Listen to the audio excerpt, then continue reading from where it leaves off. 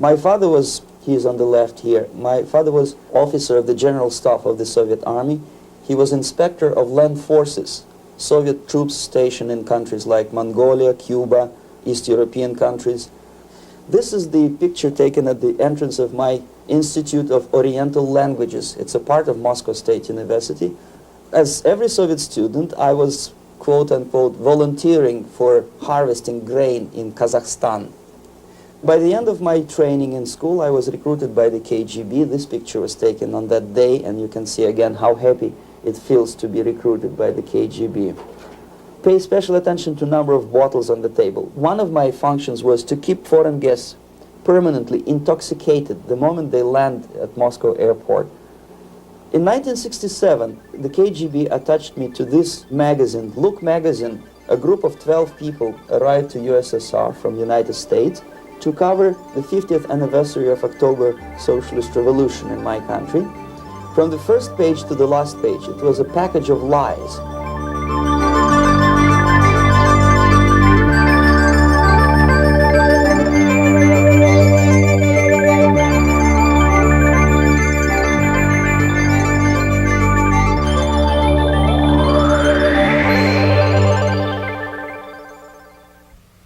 Our conversation is with Mr. Yuri Alexandrovich Bezmenov.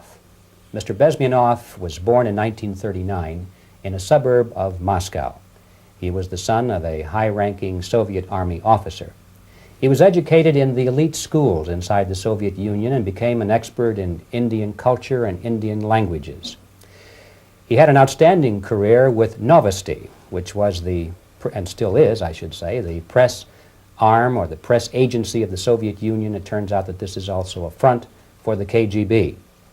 One of his interesting assignments was to brainwash foreign diplomats when they visited Moscow. And he'll tell us a little bit about how they did this and how they planted information which eventually wound up in the press of the free world. He escaped to the West in 1970 after becoming totally disgusted with the Soviet system, and he did this at great risk to his life. He certainly is one of the world's outstanding experts on the subject of Soviet propaganda and disinformation and active measures. Mr. Bezmenov, I'd like to begin by having you tell us a little bit about some of your childhood memories. Well, the most vivid memory of my childhood was Second World War, or to be more precise, the end of the Second World War, when all of a sudden United States, from a friendly nation, which helped us to defeat Nazism, turned overnight into a deadly enemy. And it was very shocking because all newspapers were trying to present an image of belligerent, aggressive American imperialism. Most of the things that we were taught is that United States is aggressive power, which is just about to invade our beautiful, free socialist country, that American CIA is dropping Colorado beetles on our beautiful potato fields to eliminate our crops, and each schoolboy had a picture of Colorado bug on the back page of his notebook, and we were instructed to go into collective fields to search for those little Colorado bugs. Of course we couldn't find any, neither we could find many potatoes, and that was explained again by the encroachments of the decadent imperialist power. The anti-American paranoia, hysteria in the Soviet propaganda was to such of such a higher degree that many less skeptical people or less stubborn would really believe that the United States is just about to invade our beautiful motherland, and some secretly hope that it will come true. That's interesting. Yes.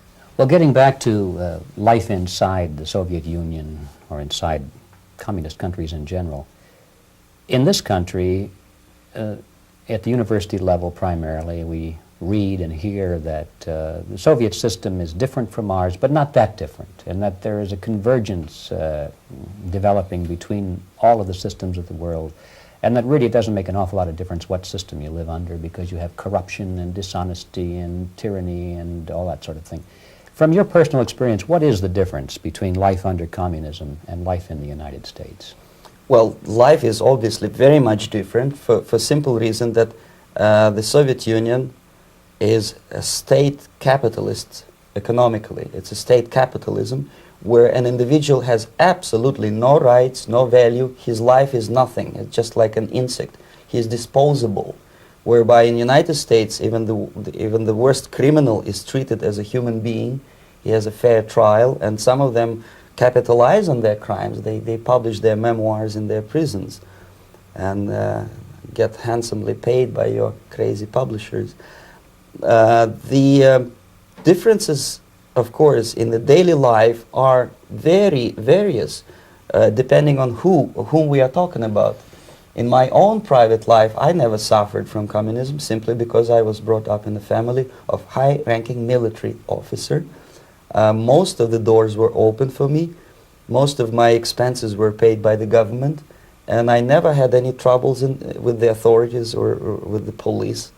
So, in other words, I would say I enjoyed, or I had good reasons to enjoy all the advantages of so-called socialist system. My main motivations to defect had nothing to do with affluence. It was mainly moral indignation, moral protest, rebellion against the inhuman methods of the Soviet system. Well, specifically, what did you object to? I objected, first of all, against oppression of my own dissidents and intellectuals. And that was the most disgusting thing that I witnessed as a young man, young student, who was brought up at a very troublesome period in our history, from Stalin to Khrushchev, from total tyranny and oppression to some kind of liberalization. Second, when I started working for the Soviet embassy in India, to my horror, I discovered that we are millions times more oppressive than any colonial or imperialist power in the history of mankind. That my country brings to India not freedom, progress, and friendship between the nations, but racism, exploitation, and slavery, and of course economical inefficiency to this country. Since I fell in love with India, I developed something which by KGB standards is extremely dangerous thing. It's called split loyalty, when an agent likes a country of assignment more than his own country. I literally fell in love with this beautiful country, a country of great contrasts, but also great humility, great tolerance, and philosophical and intellectual freedoms. My ancestors used to live in caves and eat raw meat when India was a highly civilized nation 6,000 years ago. So obviously the choice was not to the advantage of my own nation. I decided to defect and to entirely dissociate myself from that brutal regime. Mr. Bezmenov, we've read a lot about the concentration camps and the slave labor camps under the Stalin regime. Now the general impression in America is that those things are part of the past. Are they still going on today, or what is the status? Yes. There is no qualitative change in the Soviet concentration camp system. There are changes in numbers of prisoners. Again, this is unreliable Soviet statistics. We don't know how many political prisoners are there in the Soviet concentration camps. But we sure know from various sources that at each particular time there are close to 25 to 30 million of Soviet citizens who are virtually kept as slaves in forced labor camp system. The size of the population of a country like Canada is serving terms as prisoners. Incredible. So I would say that those intellectuals who try to convince American public that concentration camp system is a thing of a past are either conscientiously misleading public opinion, or they are not very intellectual people. They're selectively blind. They lack intellectual honesty when they say that. Well, we've spoken about the intellectuals in this country and also the intellectuals in the Soviet Union. What about down at the broad mass level? Do the people in general, the working people, the workers in general in the Soviet Union, do they support the system? Do they tolerate it? What is their attitude?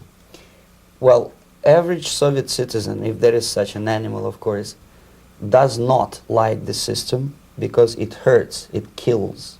he may not understand the reasons. He may not have enough information or educational background to understand. But I doubt very much there are many people who are conscientiously supporting the Soviet system. There are not such people in USSR. Even those who have all the reasons to enjoy socialism, people like myself, who were a member of journalistic elite, they also hate the system for different reasons, though. Not because they lack material affluence, but because they are unfree to think, they are in constant fear, duplicity, split personality. And this is the greatest tragedy for my nation. Well, what do you think are the chances of the people actually overcoming their system or replacing it? There is a great possibility that system will sooner or later be destroyed from within. There is a self-destructive mechanism built into any socialist or communist or fascist system, because there is lack of feedback, because the system does not rely upon loyalty of population. But until this Soviet junta is being supported by the Western so-called imperialists, that is, multinational companies, establishments, governments, and let's face it, intellectuals, so-called academia in the United States is famous for supporting the Soviet system. As long as the Soviet junta will keep on receiving credits, money, technology, grain deals, and political recognition from all these traitors of democracy or freedom, there is no hope, there is not much hope for changes in my country, and the system will not collapse by itself simply because it's being nourished by so-called American imperialism. This is the greatest paradox in history of mankind, when capitalist world supports and actively nourishes its own destructor. I think you're trying to tell us something. Oh, in yes. This country. Mm-hmm. I'm trying to tell you that it has to be stopped unless you want to end up in Gulag system and enjoy all the advantages of socialist equality.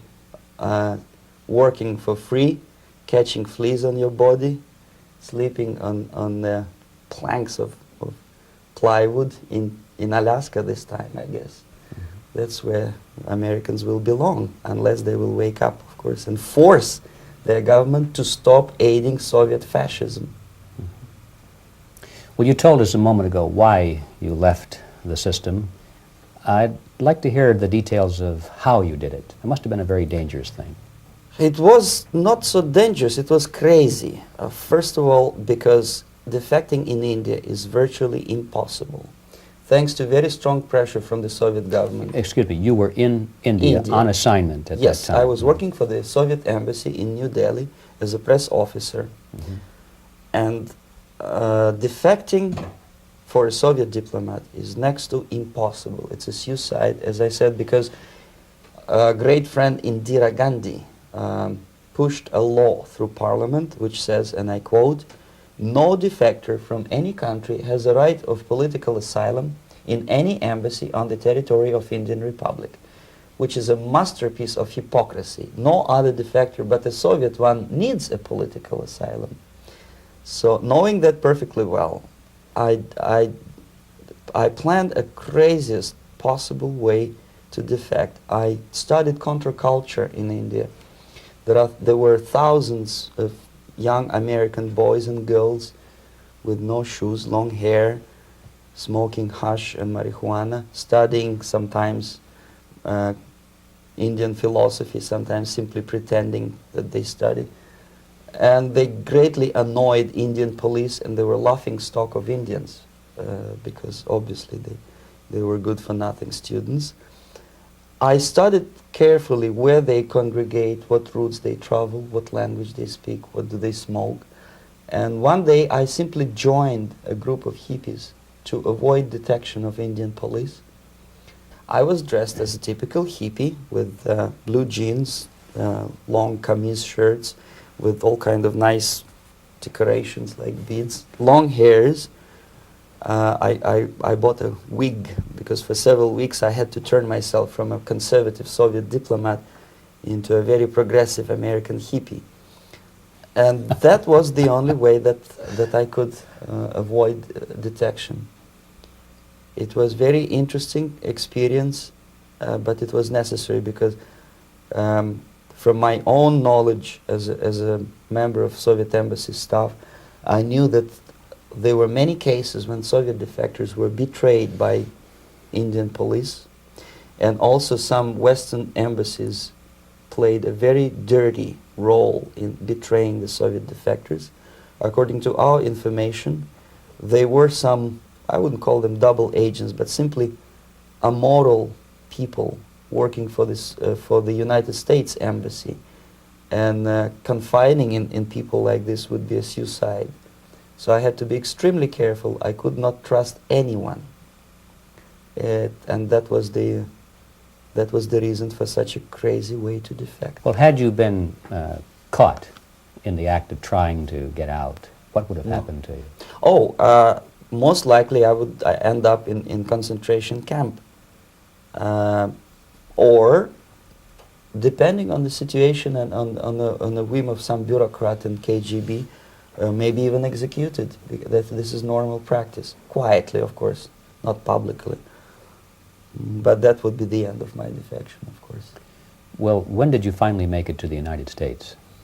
In 1970, after about 6 months of debriefing in Athens by the CIA, and I presume FBI too, they let me go first to Germany, then to Canada. That was my decision. I had to change my identity to protect my family and my friends in USSR. And also I was a little bit paranoid, knowing that both Soviet KGB and probably some double agents within the American system may be after me.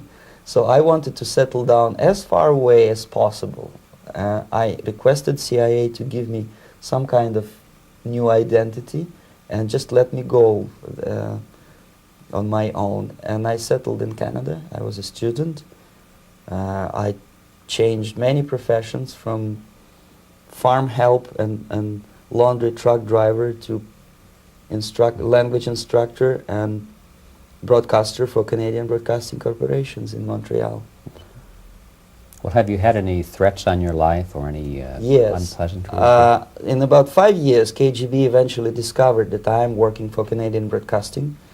I made a very big mistake. I started working for overseas service of CBC, which is similar to Voice of America, in Russian language. And of course, monitoring service in USSR picked up every new voice.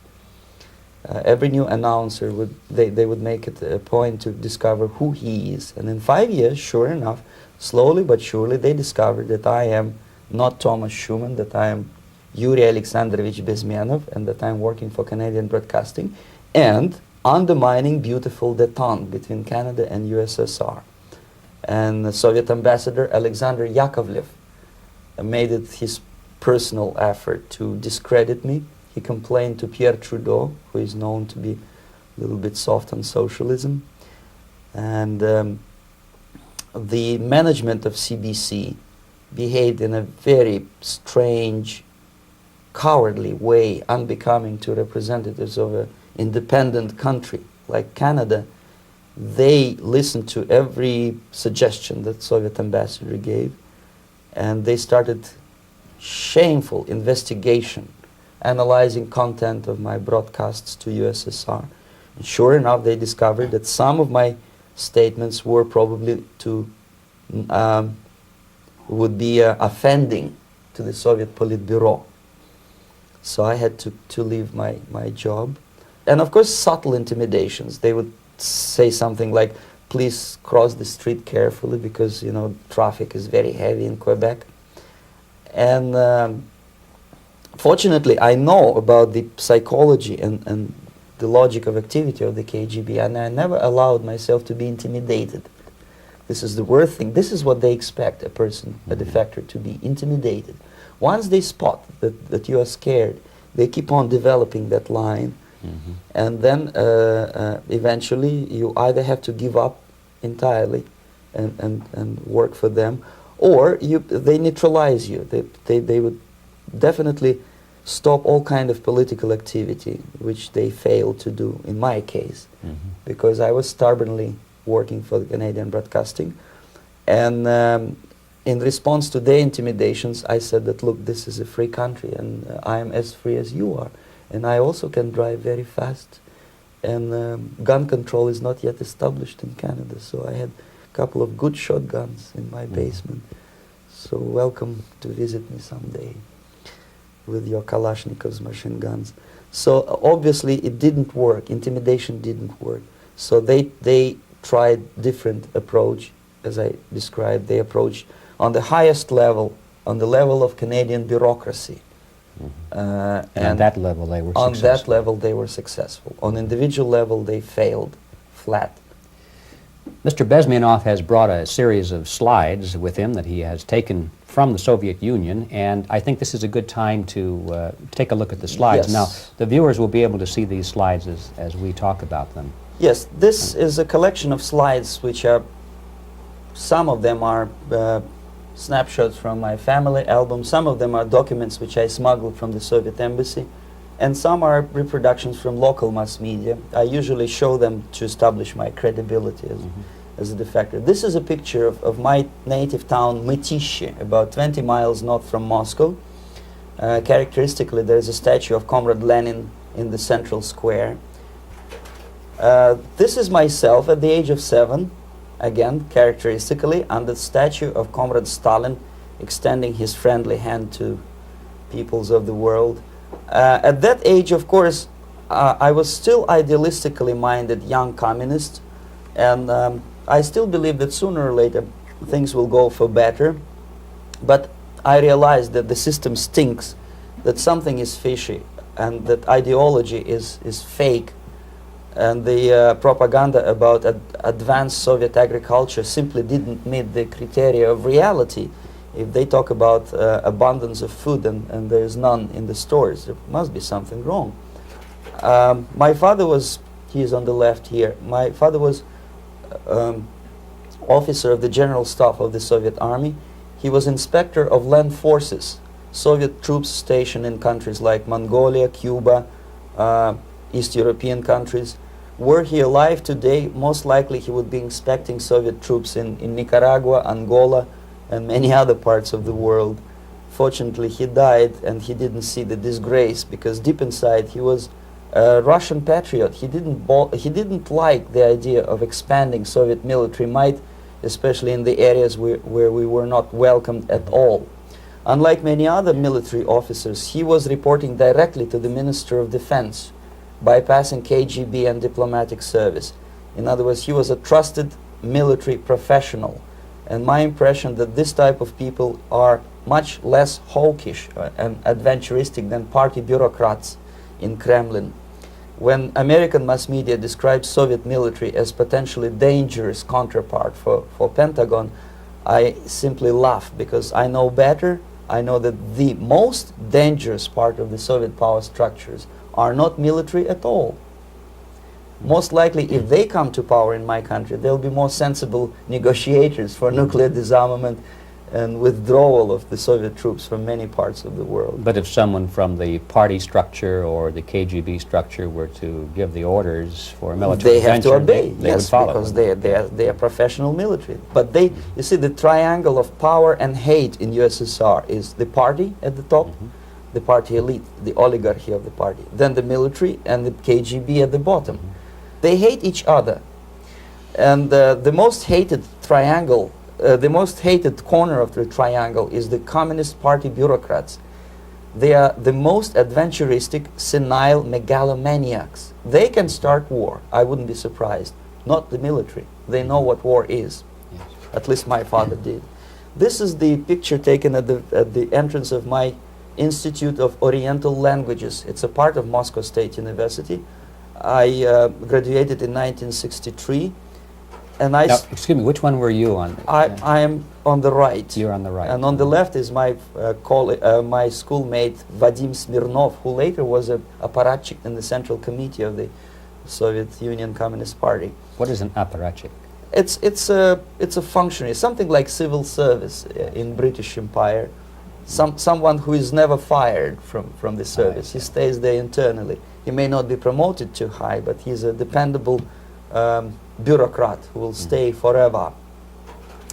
I studied not only languages, but also history, literature, even music. I'm on this picture. I'm trying to learn how to play Indian musical instrument. I even tried to look like an Indian when I was second-year student. Not bad, right? Yes, actually it was strongly encouraged by the instructors in my school, because the graduates of my school were later on employed as diplomats, foreign journalists, or spies. As every Soviet student, I was quote-unquote volunteering for harvesting grain in Kazakhstan. This is a biggest agricultural blunder of the Soviet government. But I didn't have much choice, of course, because the communist motto borrowed from the Bible says, "Those who do not work shall not eat." And you can see me eating, therefore I was working, and you can see how happy I was about it. I went through a very extensive physical and military training, including the military games in areas, suburban areas of Moscow. And here, for example, we are on a tour in Arkhangelsk area. And by the end of my training in school, I was recruited by the KGB. This picture was taken on that day, and you can see again how happy it feels to be recruited by the KGB. Our conversation with Yuri Alexandrovich Bezmenov, who is a defector from the Soviet Union, a former propaganda agent for Novosti and the KGB, will continue after this message.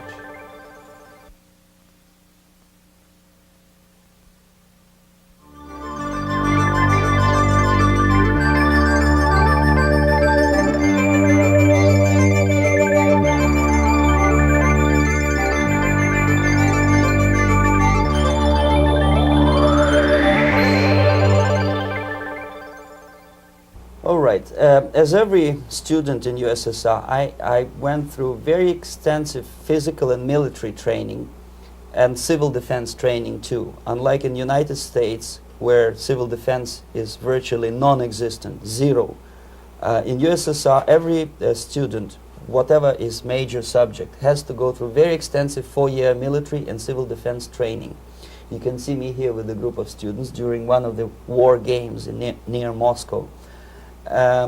The main idea, of course, is to prepare a huge reserve army of the USSR. Each student has to graduate as a junior lieutenant. In my case, it was administrative and military intelligence service. My first assignment was to India as a translator with the Soviet Economical Aid Group, building refinery complexes in Bihar state and Gujarat state. At that time, I was still naively, idealistically believing that what I was doing contributes to the understanding and cooperation between the nations. It took me quite a number of years to realize that what we were bringing to India was a new type of colonialism, 1,000 times more oppressive and exploitative than any colonialism or imperialism in history of mankind. But at that time, I was still hoping that, well, maybe it's not that bad, could be worse, and things may go for better. And I even tried to implement the beautiful Marxist motto, proletarians of all the countries unite. I tried to unite with a nice Indian girl, and I was fascinated by Indian culture, by the family life in this country. But obviously, Communist Party had different plans for my genes, so I had to marry this beautiful Russian girl. In the span of my career, I married 3 times. Most of these marriages were marriages of convenience, on advice from the Department of Personnel. This is normal practice in USSR. When a Soviet citizen is assigned to a foreign job, he has to be married, either to keep family in USSR as hostages, or, if it's a convenience marriage like mine, so that the husband and wife are virtually informers on each other to prevent defection or contamination by decadent imperialist or capitalist ideas. In my case, I hated that girl so much that the moment I landed in Moscow, we were divorced, and I married later, second time. By the end of my first assignment in India, I was promoted to the position of public relation officer. You can see me here translating a speech by a Soviet boss. And you're on the right. I'm on the right here, yes. And it was, the occasion was commissioning of the refinery complex in Bihar, Barauni. Back in Moscow, I was immediately recruited by Novosti Press Agency, which is a propaganda and ideological subversion front for the KGB. 75% of the members of the Novosti are commissioned officers of the KGB. The other 25 are, like myself, co-opted agents who are assigned to specific operations. In this particular case, you can see me talking to students of Lumumba Friendship University in Moscow. This is a huge school under the direct control of the KGB and Central Committee, where future leaders of the so-called national liberation movements are being educated and selected carefully. And some of them have absolutely, this, for example, is a group of students from Lumumba. They don't look like students at all. They look more like military, and that's exactly what they were. They were dispatched back to their countries to be leaders of the so-called national liberation movements, or to be translated into normal human language, leaders of international terrorist groups. Another area of activity when I was working for the Novosti was to accompany groups of so-called progressive intellectuals, writers, journalists, publishers, teachers, professors of colleges. You can see me here in Kremlin. I'm second on the left, with a group of Pakistani and Indian intellectuals. Most of them pretended they don't understand that we are actually working on behalf of the Soviet government and the KGB. They pretended that they are actually being guests, VIP intellectuals, that they are treated according to their merits and their intellectual abilities. For us, they were just a bunch of political prostitutes to be taken advantage for various propaganda operations. Therefore, you can see perfectly well the senior colleague of mine on the left doesn't really have that much respect on his face, and myself with a very skeptical smile, typical KGB sarcastic smile, anticipating another victim of ideological brainwashing. This is how a typical conference in Novosti headquarters in Moscow looked like. Sitting in the middle is Boris Burkov, the then director of Novosti Press Agency, high-ranking party bureaucrat in the Department of Propaganda. I am standing next to a famous Indian poet, Sumitranandan Pant. He was famous because he was an author. He was the author of a famous poem titled Rhapsody to Lenin. That's why he was invited to USSR, and everything was paid by the Soviet government. Pay special attention to number of bottles on the table. This is one of the ways to kill the awareness or curiosity of foreign journalists. One of my functions was to keep foreign guests permanently intoxicated the moment they land at Moscow airport. I had to take them to the VIP lounge and toast to friendship and understanding between the nations of the world. Glass of vodka, then a second glass of vodka. And in no time, my guests would be feeling very happy. They would see everything in kind of pink, nice color. And that's the way I had to keep them permanently for the next 15 or 20 days. At certain point in time, I had to withdraw alcohol from them so that some of them who are the most recruitable would feel a little bit shaky, guilty, trying to remember what they were talking last night. That's the time to approach them with all kind of nonsense, such as joint communique or statement for Soviet propaganda. That's the time they are the most flexible. And of course, what they didn't understand, they didn't realize or pretended not to realize, that myself, who was drinking together with them, was not drinking at all. I had ways to get rid of alcohol through various techniques, including special pills which were given to me by my colleagues. But they were taking it seriously. In other words, they would consume quite large volumes of alcohol and feel quite uneasy next morning. In 1967, the KGB attached me to this magazine, Look magazine. A group of 12 people arrived to USSR from United States to cover the 50th anniversary of October Socialist Revolution in my country. From the first page to the last page, it was a package of lies, propaganda cliché, which were presented to American readers as opinions and deductions of American journalists. Nothing could be far from truth. These were not opinions. They were not opinions at all. They were the clichés which the Soviet propaganda wants American public to think that they think. That if it does make any sense at all. It sure does, because from the viewpoint of the Soviet propaganda, although there are some subtle criticism of the Soviet system, the basic message is that Russia today is a nice, functioning, efficient system supported by majority of population. That's the biggest lie. And of course, American intellectuals and journalists from Look magazine elaborated on that untruth in various different ways. They intellectualized that lie. They found all kind of justifications for telling lies to American public.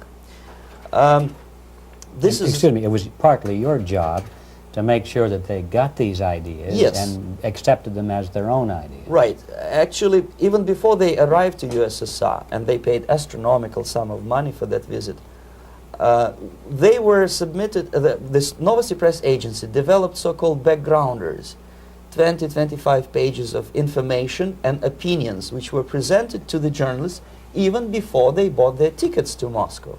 They had to analyze the situation, and judging on their reaction to that backgrounder, the local Novosti representative or local Soviet diplomat in Washington, D.C. would assess whether they be given visa to USSR or not.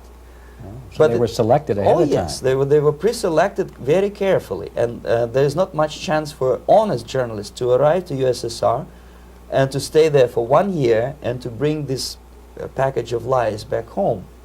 This, for example, is a centerfold of the Look magazine. They presented this monument erected by Communist Party in Stalingrad as the symbol, personification of Russian military might.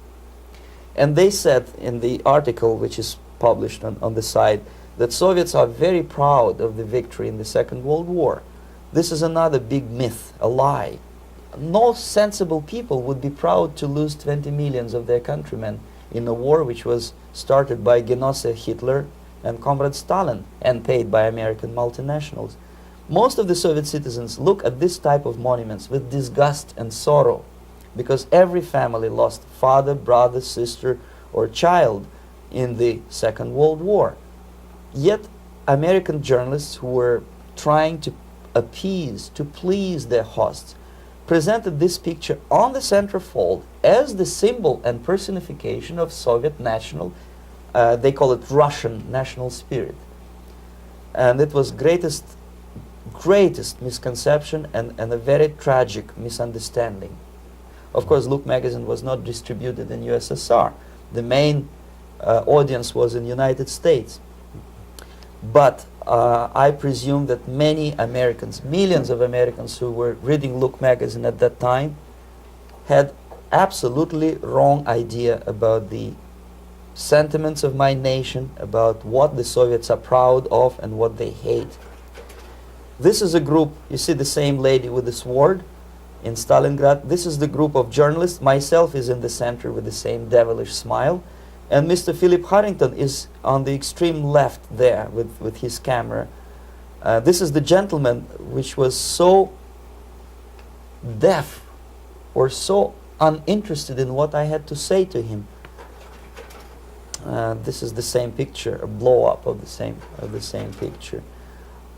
Many guests from various countries, in this particular case from Asia and Africa, were taken by me as a Novosti Press Agency employee for a tour across Siberia, for example. We would show them typical kindergarten, you see, nothing special by American standards, just nice children sitting, eating their breakfast or lunch. What they could not understand, or they pretended not to understand, that this is an exemplary kindergarten. This is not the kindergarten for average person or average family in USSR. And we maintain that illusion in their minds. You can see myself under the red spot in the middle there, with the same business-like expression. I'm doing my job. That's what I'm assigned to do, and that's what I was paid to do. But deep inside, I still hope that at least some of these useful idiots would understand that what they are looking at has nothing to do with the level of affluence in my nation. This is a better picture which reflects the true spirit of the Soviet childhood. This picture was printed in a Canadian government publication by mistake. In the middle, you can see children playing on a small courtyard, and the caption goes, "This is a typical kindergarten in Siberia."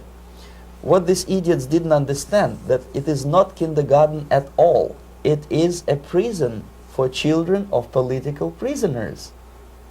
But there was not a single mentioning that what they were visiting actually was an area of concentration camps.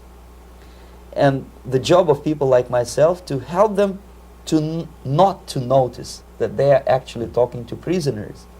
Most of the children were dressed, especially on the occasion of the foreigners' visit. Of course, there were no corpses on the ground. There were no machine gun guards.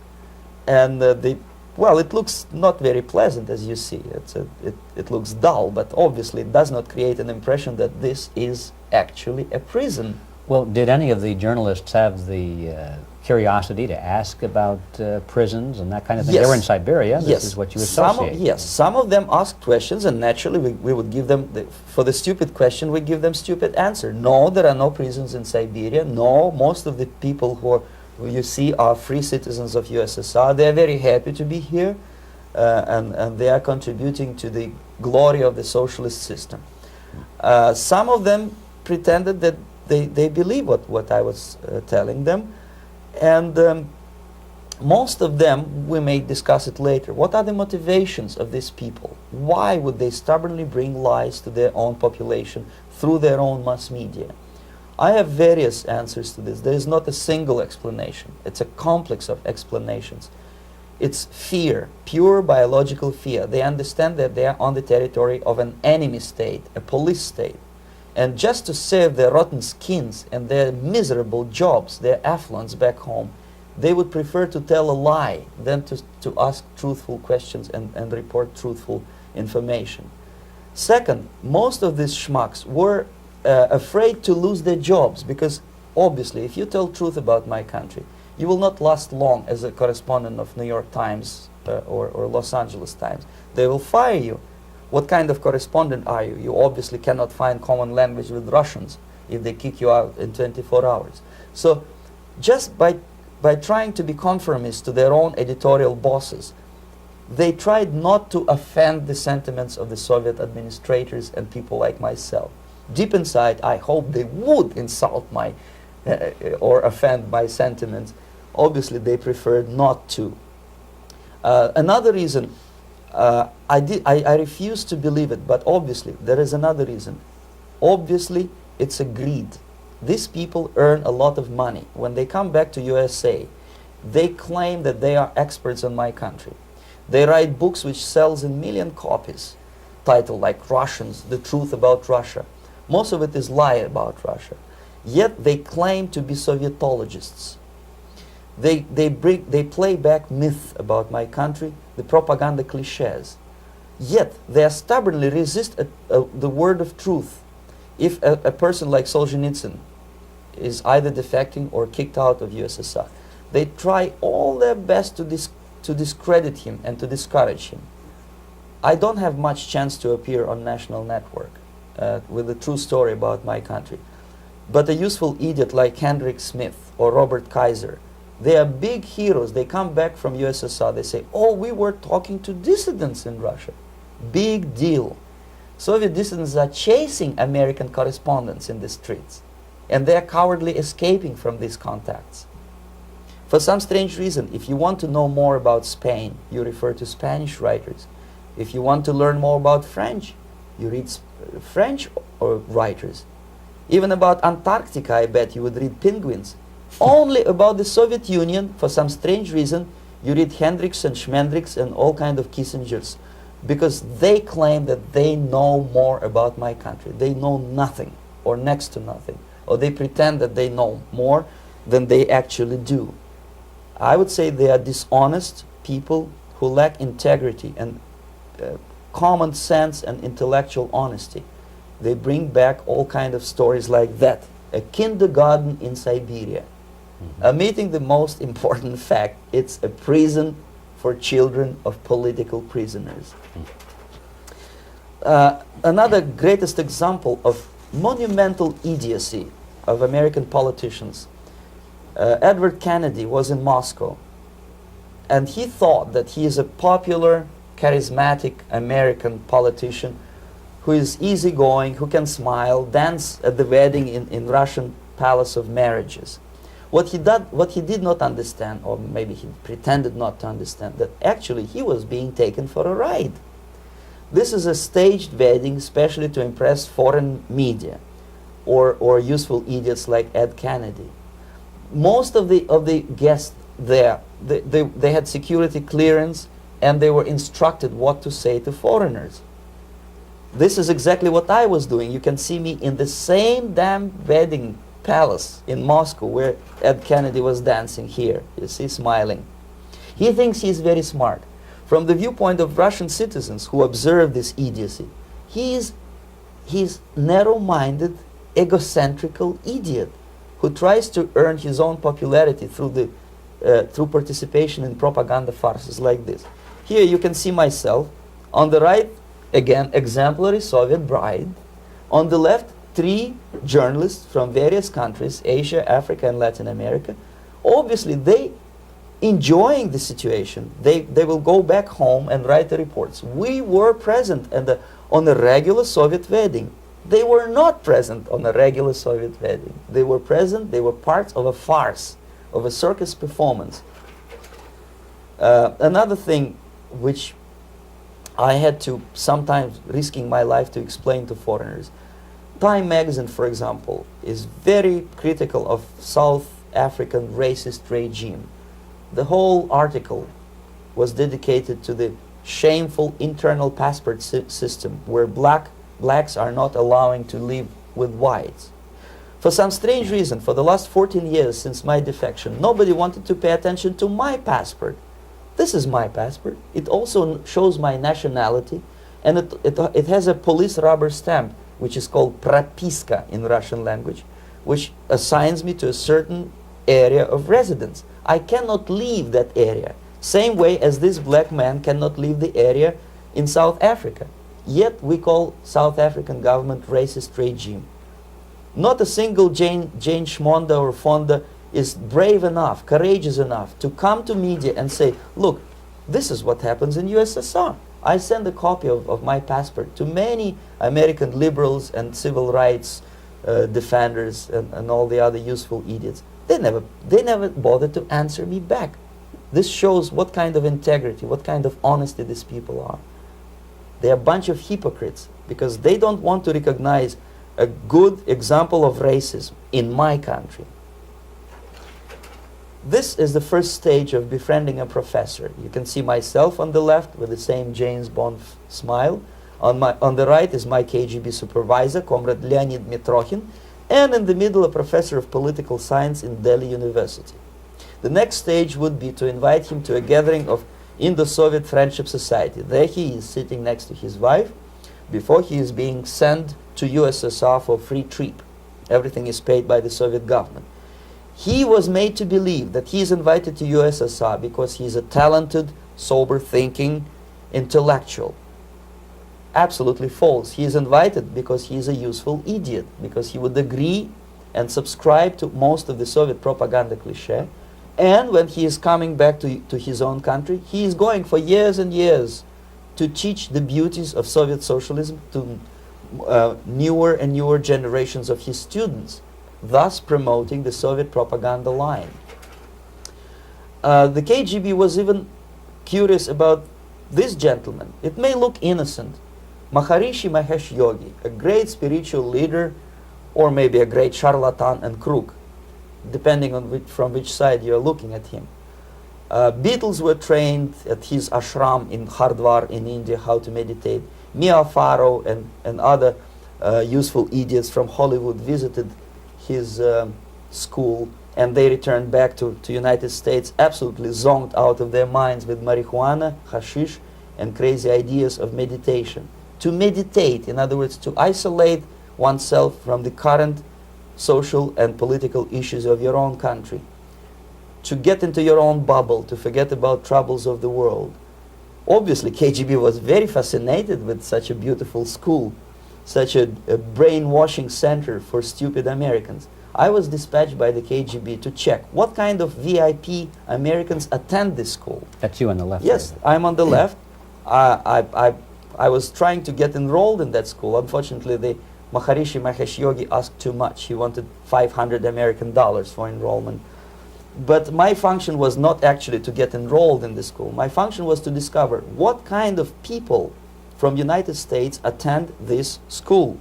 And we discovered that yes, there are some influential members of family,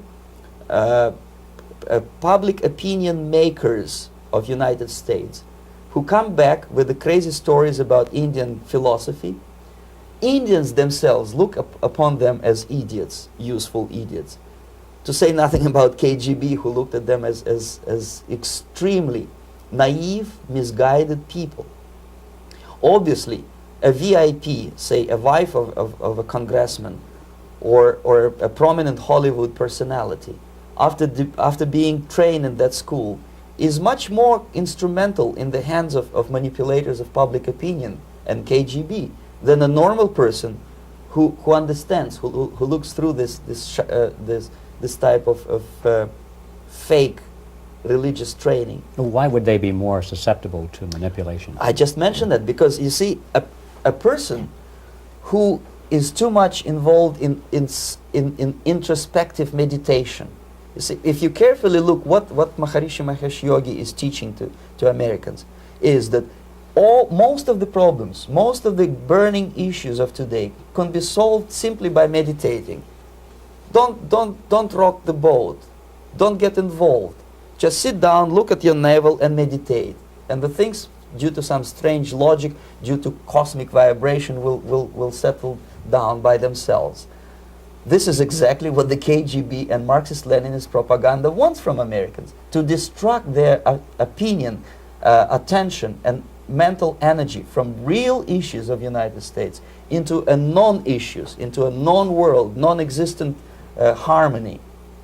Obviously, it's more beneficial for the Soviet aggressors to have a bunch of duped Americans than Americans who are self-conscious, healthy, physically fit, and alert to the reality. Maharishi Mahesh Yogi obviously is not on the payroll of the KGB. But whether he knows it or not, he contributes greatly to demoralization of American society. And he's not the only one. There are hundreds of those gurus who come to your country to capitalize on naivete and stupidity of Americans. It's a fashion. It's a fashion to meditate. It's a fashion not to be involved. So obviously, you can see that if KGB were that curious, if they paid my trip to Hardwar, if they assigned me to that strange job, obviously they were very much fascinated. They were convinced that that type of brainwashing is very efficient and instrumental in demoralization of the United States. Our conversation with Yuri Alexandrovich Bezmenov, who is a defector from the Soviet Union, a former propaganda agent for Novosti and the KGB, will continue after this message.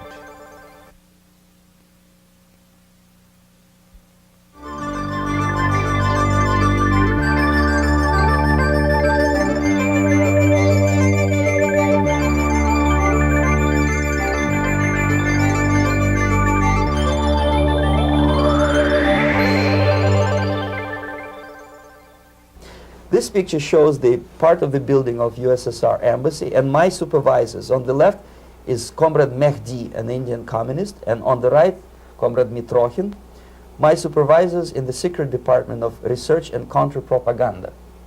It has nothing to do with either research or counter-propaganda. Most of the activity of that department was to compile huge volume of information on individuals who were instrumental in creating public opinion. Publishers, editors, journalists, actors, educationalists, professors of political science, members of parliament, representatives of business circles. Most of these people were divided roughly in two groups. Those who would toe the Soviet foreign policy, they would be promoted to the positions of power through media and public opinion manipulation. Those who refused the Soviet influence in their own country would be character assassinated or executed physically come revolution. Same way as in the small town of Hue in South Vietnam, several thousands of Vietnamese were executed in one night when the city was captured by Viet Cong for only 2 days.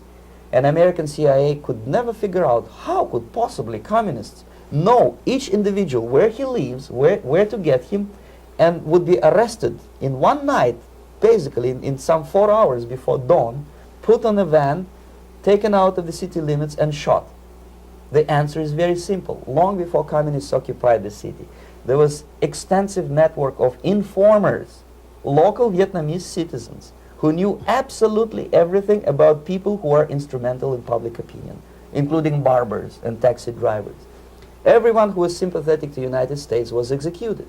Same thing was done under the guidance of the Soviet embassy in Hanoi, and same thing I was doing in New Delhi. To my horror, I discovered that in the files where people were doomed to execution, there were names of pro-Soviet journalists with whom I was personally friendly. Pro-Soviet? Yes.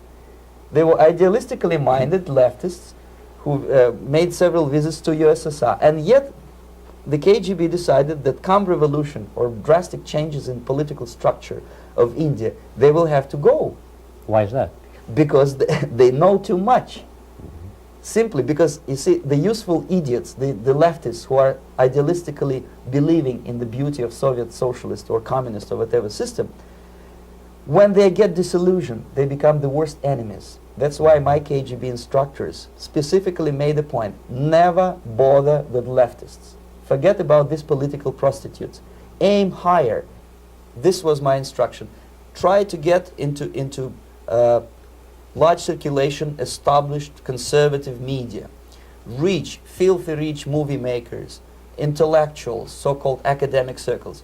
Cynical, egocentric people who can look into your eyes with angelic expression and tell you a lie.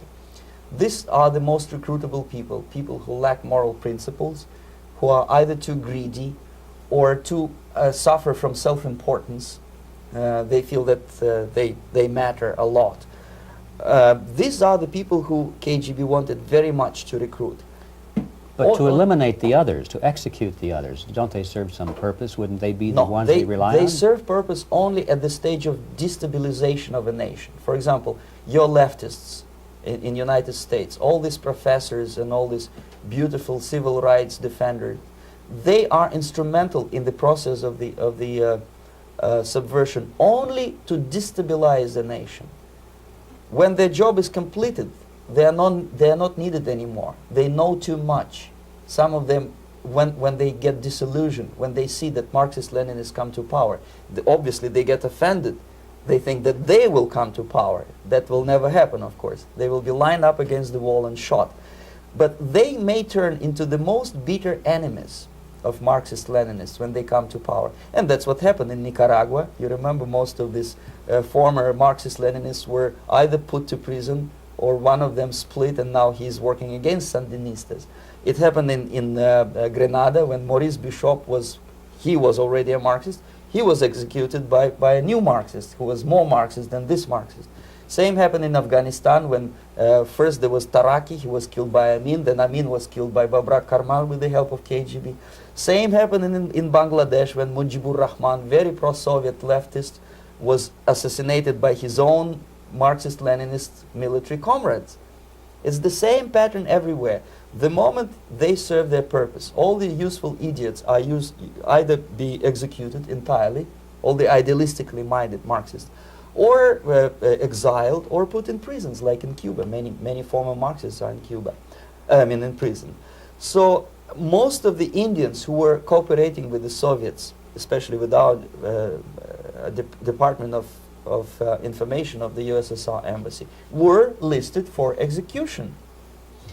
And when I discovered that fact, of course I was sick. I was mentally and physically sick. I thought that I'm going to explode one day during the briefing at the ambassador's office. I would stand up and say something that we are basically a bunch of murderers. That's what we are.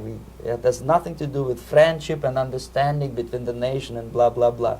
We are murderers. We behave as a bunch of thugs in a country which is hospitable to us, a country which with ancient traditions. But I did not defect. I tried to get the message across. To my horror, nobody wanted even to listen, least of all to believe what I had to say. And I tried all kinds of tricks. I would leak information through letters or lost documents or something like that. And still I got no message. The message was not published, even in the conservative mass media of India. The immediate impulse to defect was Bangladesh crisis, which was described by American correspondents as Islamic grassroots revolution, which is absolute baloney. There was nothing to do with Islam, and there was no grassroots revolution. Actually, there are no grassroots revolutions, period. Any revolution is a byproduct of a highly organized group of conscientious and professional organizers, but it has nothing to do with grassroots. In Bangladesh, it was nothing with grassroots. Most of the Awami League party members, Awami League means People's Party, were trained in Moscow in the High Party School. Most of the Mukti Fauj leaders, Mukti Fauj in Bengali means People's Army, same as SWAPO and all kind of liberation armies all over the world, the same bunch of useful idiots. They were trained at Lumumba University and various centers of the KGB in Simferopol, in Crimea, and in Tashkent. So when I saw that Indian territory is being used as a jumping board to destroy East Pakistan, I saw myself thousands of so-called students traveling through India to East Pakistan, through the territory of India, and Indian government pretended not to see what's going on. They knew perfectly well, the Indian police knew it, the intelligence department of the Indian government knew it, the KGB of course knew it, and the CIA knew it. That was most infuriating, because when I defected and I explained to the CIA debriefers they should watch out because East Pakistan is going to erupt any moment, they said I was reading too many James Bond novels. Anyway, so East Pakistan was doomed. One of my colleagues in the Soviet consulate in Calcutta, when he was dead drunk, he ventured into the basement to relieve himself, and he found big boxes which said printed matter to Dhaka University. Dhaka is the capital of East Pakistan. And since he was drunk and curious, he opened one of the boxes and he discovered not printed matter. He discovered Kalashnikov guns and ammunition in there. Anyway, it's a long story. When I saw the preparations for the invasion into East Pakistan, obviously I wanted to defect immediately. The only thing I couldn't at that time make up my mind when and where and how. One of the reasons, of course, you see, I was in love with India. I mentioned that before. I spoke the languages. I socialized with people. And I understood that I had to act fast unless I want this beautiful country to be permanently and irreparably damaged by our presence. One of the reasons not to defect was, as you can see, I was living in relative affluence. Who the hell in a normal mind would defect and do what? To be abused by your media, to be called McCarthyist and fascist and paranoid, or to drive a taxi in New York City? What for? What the hell for should I defect? To be abused by Americans, to be insulted in exchange for my effort to bring the truthful information about impending danger of subversion. As you can see, I was living in quite a comfortable conditions next to swimming pool, where Indians were not allowed, by the way. I was highly paid expert in propaganda. I had my family. I was respected by my nation. My career was cloudless. The third reason, how to defect with the family. To defect with the baby and the wife would be virtual suicide, because according to law, that hypocritical law which I quoted before, the Indian police will have to hand me over back to the KGB, and that will be the end of my defection and probably my life. Again, I cannot smuggle my wife because she was not quite sure what I was doing. She was not that idealistically involved, and she was definitely not in the total picture of what I was doing for the KGB. She would be shocked if I you know, put her in my van and drive her to the American embassy or elsewhere. That would be a greatest danger. So again, I had to defect in such a way that my defection would look as simple disappearance. And there were many cases like that when the Soviet agents simply disappeared, either killed in action or, thanks to their curiosity and their close contacts with radicals, some of them were killed by the Marxists, by the way. It happened in many African countries when the Soviet KGB were killed by Africans themselves. Not because they hated Marxism-Leninism, but because they were simply trigger-happy bunch of unruly characters. If you give them a machine gun, they will shoot. And some of the Soviets obviously were not careful enough to protect themselves, and they got into embarrassing situations when they were shot at the crossfire between factions of so-called liberation movements. Anyway, so I decided, as I said, to study the counterculture. I decided this probably would be the best way to disappear. I socialized with characters like this. On the left, you see, he's a barefoot American hippie. It took me quite a long time to study exactly what they were doing and how to mix with them. But eventually I did it. Most of Indian newspapers carried my picture and promise of 2,000 rupees for information about my whereabouts. But they were looking for the wrong person, because they obviously tried to stop a young Soviet diplomat in white shirt and tie, and this is how I looked at the time of defection. Nobody could possibly think that a Soviet diplomat would be as crazy as to join a bunch of hippies. That's you. Yes, travel India and smoke hash. So I made it literally almost like a Hollywood-style detective story. From under the nose of the KGB in Bombay airport, I landed the plane and I flew to Greece, where I was debriefed by the CIA.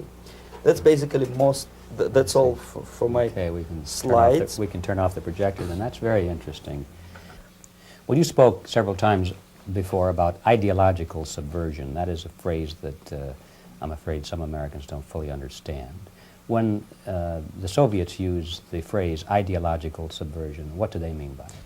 Ideological subversion is the process which is legitimate, overt, and open. You can see it with your own eyes. All you have to do, all American mass media has to do, is to unplug their bananas from their ears, open up their eyes, and they can see it. There is no mystery. There is nothing to do with espionage. I know that espionage intelligence gathering looks more romantic. It sells more deodorants through the advertising, probably. That's why your Hollywood producers are so crazy about James Bond type of thrillers. But in reality, the main emphasis of the KGB is not in the area of intelligence at all.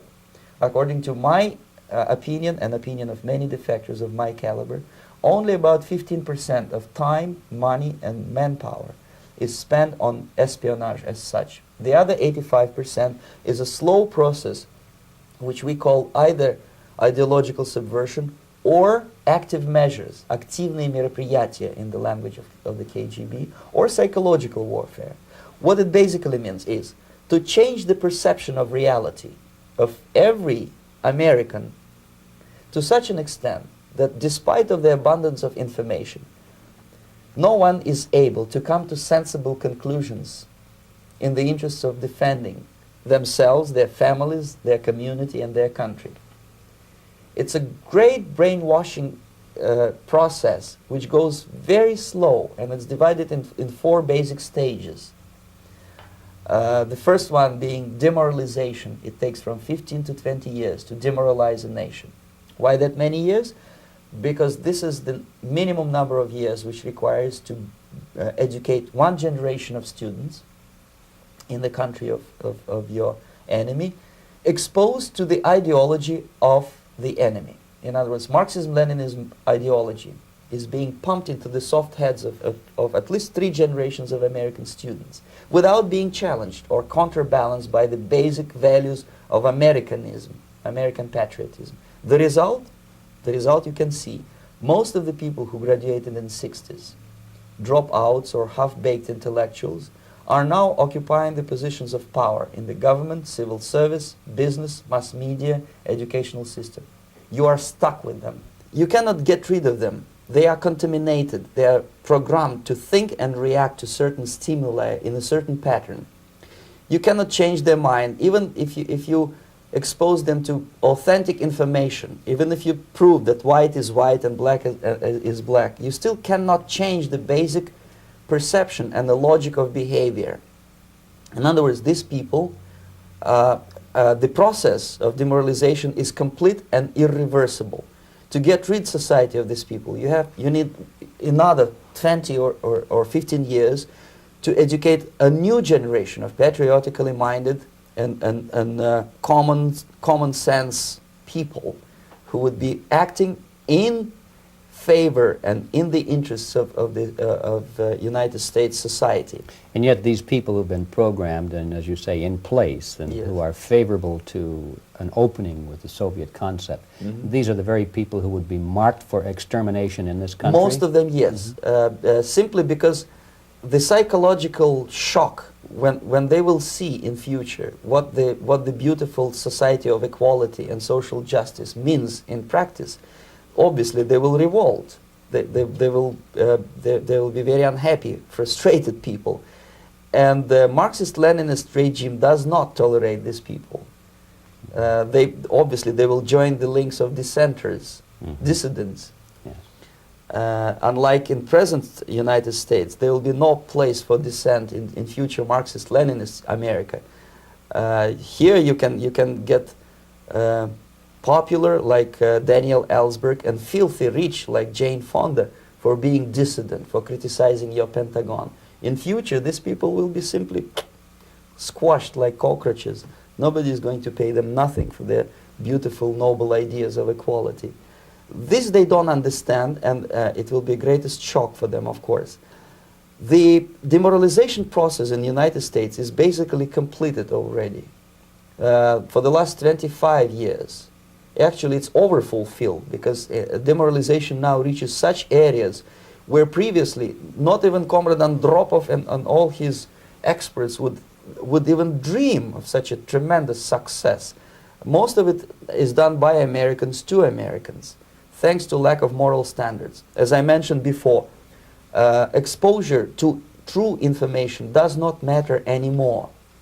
A person who was demoralized is unable to assess true information. The facts tell nothing to him.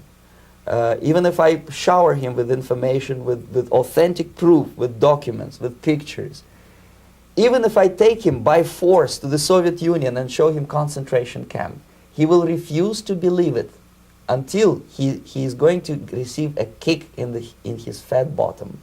When a military boot crashes his, then he will understand, but not before that. That's the tragic of the situation of demoralization. So basically America is stuck with demoralization, and unless, even if you start right now, here, this minute, you start educating new generation of Americans, it will still take you 15 to 20 years to turn the tide of ideological perception of reality back to normalcy and patriotism. The next stage is destabilization. This time, subverter does not care about your ideas and the patterns of your consumption. Whether you eat junk food and get fat and flabby, doesn't matter anymore. This time, and it takes only from 2 to 5 years to destabilize a nation, what matters is essentials: economy, foreign relations, defense systems.